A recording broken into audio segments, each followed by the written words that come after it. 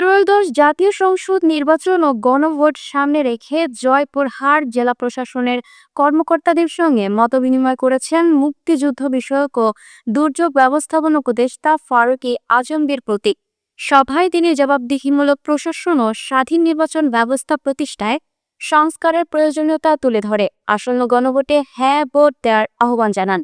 বিস্তারিত দেখুন প্রতিবেদনে।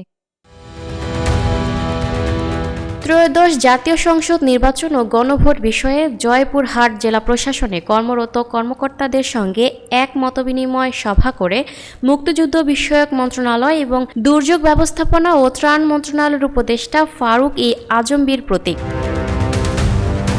সোমবার 19 জানুয়ারি সকাল 10টায় জেলা প্রশাসকের সম্মেলন কক্ষে এ মতবিনিময় সভা অনুষ্ঠিত হয়। সভায় জেলা প্রশাসক আল মামুন সভাপতিত্ব করেন। এতে প্রধান অতিথি হিসেবে উপস্থিত ছিলেন উপদেষ্টা ফারুকী আজমগীর প্রতীক। মতবিনিময় সভায় উপদেষ্টা বলেন, জবাবদিহিমূলক প্রশাসন ও নেতৃত্ব নিশ্চিত করতে এবং স্বাধীন বিচার ও নির্বাচন ব্যবস্থা প্রতিষ্ঠার জন্য সংস্কার অপরিহার্য।